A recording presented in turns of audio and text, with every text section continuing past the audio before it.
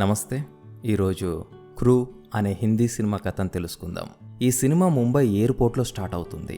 ముంబై నుండి ఆల్బుర్జికి వెళ్తున్న విమానంలో ముగ్గురు ఎయిర్ హోస్టెసెస్ గోల్డ్ స్మగ్లింగ్ చేస్తున్నారని కస్టమ్స్ ఆఫీసర్స్కి ఇన్ఫర్మేషన్ వస్తుంది.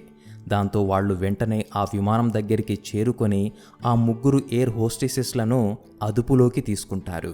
గీతా సేఠి, జాస్మిన్ కోహ్లీ, దివ్య రాణా వీళ్లే ఆ ముగ్గురు ఎయిర్ హోస్టెసెస్లు. వాళ్ళు ముగ్గురు క్లోజ్ ఫ్రెండ్స్. ముందుగా దివ్య గురించి మాట్లాడితే ఆమె హర్యానాలోని నన్హేరి అనే ప్రాంతంలో పుట్టి పెరిగింది. చిన్నప్పటి నుంచి చదువుల్లో చురుగ్గా ఉండేది.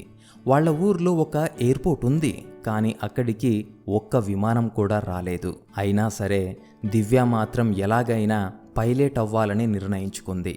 కొన్నాళ్ల తర్వాత దివ్య కుటుంబం ముంబైకి షిఫ్ట్ అయింది. పైలట్ అవ్వాలనే దివ్య కలని నిజం చెయ్యడానికి దివ్య వాళ్ళ నాన్న లోన్ తీసుకొని ఆమెను ఫ్లయింగ్ స్కూల్లో చేర్పించాడు. కోర్స్ పూర్తయిన తర్వాత దివ్య జాబ్ కోసం ప్రయత్నిస్తే ఎక్కడ జాబ్ దొరకలేదు. మరోవైపు ఆమె తండ్రి తీసిన లోన్పై వడ్డీ రోజురోజుకు పెరిగిపోతుంది. దాంతో ఆమె ఎయిర్ హోస్టెస్ ఉద్యోగంలో చేరిపోయింది. కానీ ఇంట్లో వాళ్ళకి నిజం చెప్తే ఎలా రిసీవ్ చేసుకుంటారో అనే భయంతో తనకు పైలట్గా జాబ్ వచ్చిందని అబద్ధం చెప్పింది. ముందు లోన్ క్లియర్ చేసి ఆ తర్వాత పైలట్గా ట్రై చేద్దామని నిర్ణయించుకుంది. ఇక గీతా సేఠి విషయానికి వస్తే ఆమె భర్త అరుణ్ సేఠిది బాగా ఉన్న కుటుంబం. కానీ కుటుంబంలో గొడవలు జరగడంతో అరుణ్, గీత వట్టి చేతులతో ముంబై వచ్చేశారు. అప్పటి నుంచి అంటే 20 సంవత్సరాల నుంచి గీత ఎయిర్ హోస్టెస్గా పనిచేస్తుంది. అరుణేమో ఇంట్లో నుంచే చిన్నపాటి ఫుడ్ బిజినెస్ చేస్తుంటాడు. దాంతో వాళ్ళ కుటుంబానికి గీత సంపదే ఆధారం. పైగా గీత ఆమె తమ్ముడు పున్ను కుటుంబానికి కూడా ఆర్థికంగా సహాయం చేస్తూ ఉంటుంది.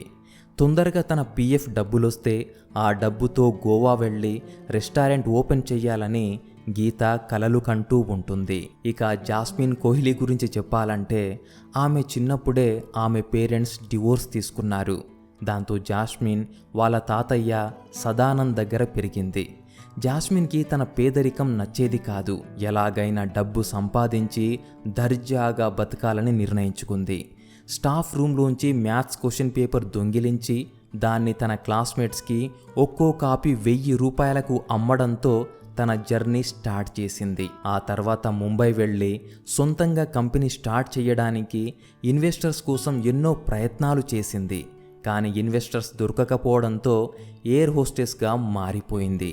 అది సరే, ఇంతకు వాళ్ళు ముగ్గురు గోల్డ్ స్మగ్లింగ్ చేశారా లేదా అంటే చేశారు. వాళ్ళు గోల్డ్ స్మగ్లింగ్ ఎలా స్టార్ట్ చేశారో తెలియాలంటే కథ 6 నెలలు వెనక్కి వెళ్ళాలి.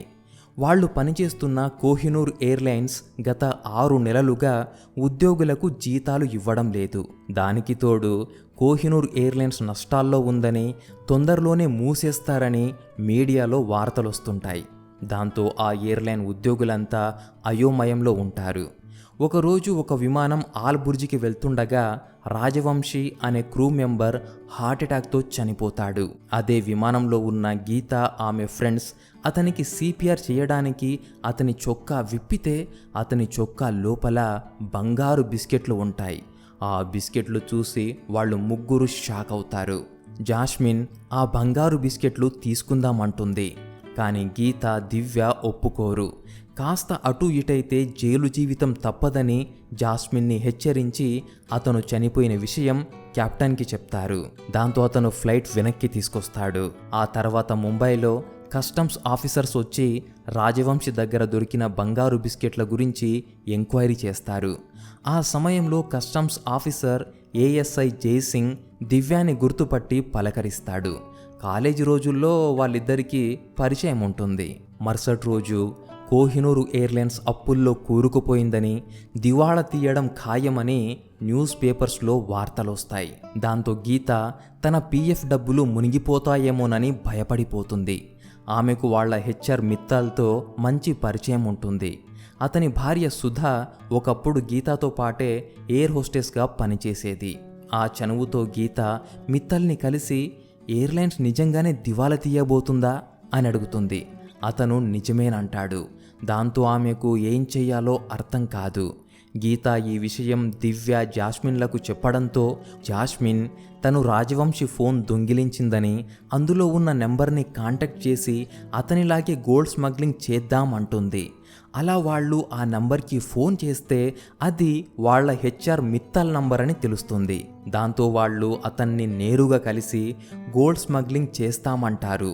ఒప్పుకోకపోతే పోలీసులకు నిజం చెప్పేస్తామనడంతో అతను ఒప్పుకుంటాడు.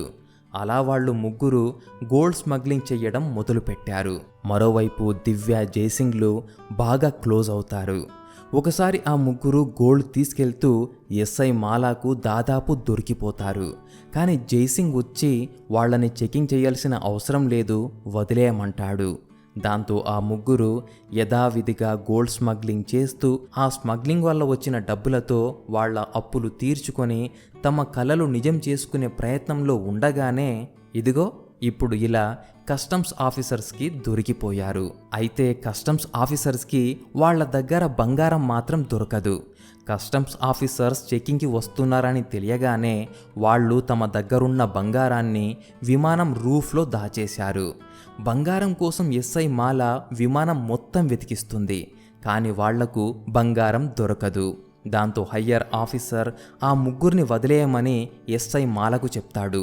లేదు సార్, మనకు ఇన్ఫర్మేషన్ ఇచ్చింది వీళ్ళలాంటి ఎయిర్ హోస్టెసే, వీళ్ళు బంగారం ఎక్కడో దాచేశారు అంటుంది ఎస్ఐ మాల. కానీ అతను ఆమె మాటలు పట్టించుకోకుండా వాళ్ళ ముగ్గురిని వదిలేస్తాడు. అయితే అప్పటికే ఫ్లైట్ లేట్ అయిందని వీళ్ళ ముగ్గురిని వదిలేసి విమానం వెళ్ళిపోతుంది. దాంతో బంగారం విమానంలోనే ఉండిపోతుంది. తమ క్రూ మెంబర్ కోమలే కస్టమ్స్ ఆఫీసర్స్కి ఇన్ఫర్మేషన్ ఇచ్చి ఉంటుందని జాస్మిన్ అనుమానిస్తుంది. గీత, దివ్య మాత్రం ఆమె అయ్యుండదు అంటారు. కొన్ని రోజుల తర్వాత వాళ్ళు ఫ్లైట్లో దాచిన బంగారం కస్టమ్స్ ఆఫీసర్స్కి దొరుకుతుంది. దాంతో దివ్య ఏఎస్ఐ జైసింగ్ని కలిసి అతనితో మాట్లాడే ప్రయత్నం చేస్తుంది. కానీ అతను మాత్రం గోల్డ్ స్మగ్లింగ్ విషయంలో ఆమె తనను వాడుకుందని బాధపడుతూ మళ్ళీ తనతో మాట్లాడే ప్రయత్నం చెయ్యొద్దని చెప్పి వెళ్ళిపోతాడు. మరోవైపు జాస్మిన్ తాతయ్య చనిపోతాడు. దాంతో జాస్మిన్ పూర్తిగా ఒంటరైపోతుంది. ఇదిలా ఉంటే కోహినూరు ఎయిర్లైన్స్ చైర్మన్ విజయ్ వాల్య దేశం వదిలి పారిపోతాడు. దాంతో ఆ ఎయిర్లైన్స్ ఉద్యోగులు తమకు న్యాయం చెయ్యాలని ధర్నాకు దిగుతారు. ఆ ధర్నాకు వెళ్లిన గీత, దివ్య, జాస్మిన్లకు జాస్మిన్ అనుమానించినట్టు కస్టమ్స్ ఆఫీసర్స్కి తమ గురించి చెప్పింది కోమల్ కాదని తెలుస్తుంది. కోమల్ కాకపోతే మరెవరు తమ గురించి ఇన్ఫర్మేషన్ ఇచ్చి ఉంటారు అని వాళ్ళు ఆలోచిస్తుండగా గీతాకు మిత్తల్ భార్య సుధా మీద అనుమానం వస్తుంది. దాంతో వెంటనే వాళ్ళు ముగ్గురు వెళ్ళి సుధాని నిలదీసేసరికి ఇన్ఫర్మేషన్ ఇచ్చింది తనేనని సుధా ఒప్పుకుంటుంది. విషయమేంటంటే మిత్తల్ మరో అమ్మాయితో ఎఫ్ఐఆర్ పెట్టుకున్నాడు. దాంతో సుధా అతనిపై కోపంతో గోల్డ్ స్మగ్లింగ్ గురించి కస్టమ్స్ ఆఫీసర్స్కి ఇన్ఫర్మేషన్ ఇచ్చింది. అసలు మిత్తల్ దగ్గర అంత బంగారం ఎలా వచ్చింది అని వాళ్ళు అడిగితే ఆ బంగారం విజయ్ వాల్యదని, తన బ్లాక్ మనీని బంగారం రూపంలో ఆల్బుర్జ్కి పంపించి ఇప్పుడు ఆల్బుర్జ్కి వెళ్ళిపోయాడని చెప్తుంది. పైగా వచ్చే వారం విజయ్ వాల్య కూతురి పెళ్లి ఆల్బుర్జ్లో జరగబోతుందని, మిత్తల్ కూడా విజయ్ వాల్య వెంటే వెళ్ళిపోయాడని చెప్తుంది. దాంతో వాళ్ళు ముగ్గురు ఆల్బుర్జ్కి వెళ్ళి విజయ్ వాల్య దగ్గర నుంచి ఆ బంగారం అంతా దోచుకోవాలని ప్లాన్ వేస్తారు. సుధా దగ్గర మిత్తల్ అడ్రస్ తీసుకొని ముగ్గురు ఆల్బుర్జ్కి వెళ్తారు. ఆల్బుర్జ్లో మిత్తల్ని కలిసి దోపిడిలో వాళ్లకు సాయం చేస్తే బంగారంలో వాటా ఇస్తామంటారు. మిత్తల్ ఒప్పుకుంటాడు. అతని సాయంతో విజయ్ వాల్య కూతురి పెళ్లి రోజు గీత, జాస్మిన్, దివ్య విజయ్ వాల్య రూమ్లోకి వెళ్తారు. కానీ అక్కడ బంగారం ఉండదు. మరుసటి రోజు విజయ్ వాల్య తన ప్రైవేట్ జెట్లో కేమన్ ఐలాండ్స్కి వెళ్తున్నాడని తెలుసుకుంటారు. ఎయిర్లైన్స్లో వాళ్లకున్న పరిచయాల్ని వాడుకుని ఆ ప్రైవేట్ జెట్లో వెళ్ళబోయే క్రూ స్థానంలో వీళ్ళు ముగ్గురు వెళ్తారు. దివ్య విమానం నడిపిస్తుంది. గీత, జాస్మిన్ ఎయిర్ హోస్టెసెస్గా సర్వీస్ చేస్తారు.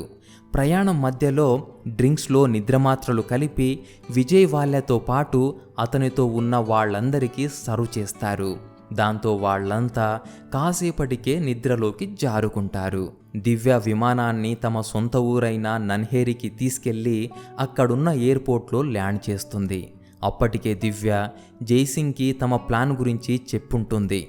దాంతో అతను కస్టమ్స్ ఆఫీసర్స్ని నన్హేరి ఎయిర్పోర్ట్కి పంపిస్తాడు.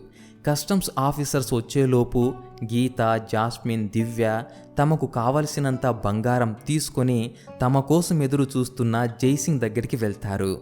అక్కడి నుంచి అతని కారులో ఇంటికి వెళ్ళిపోతారు.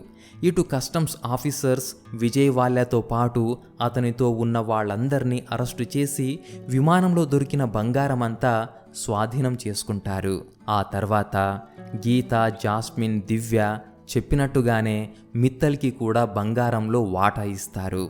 దాంతో అతను ఆ బంగారం తీసుకొని సుధా దగ్గరికి వెళ్ళిపోతాడు. అలాగే ఆ ముగ్గురు తమ కొలీగ్స్కి, తమకు సాయం చేసిన వాళ్ళకి కూడా కొంత బంగారం ఇస్తారు. ఆ విధంగా ఈ సినిమా ముగుస్తుంది.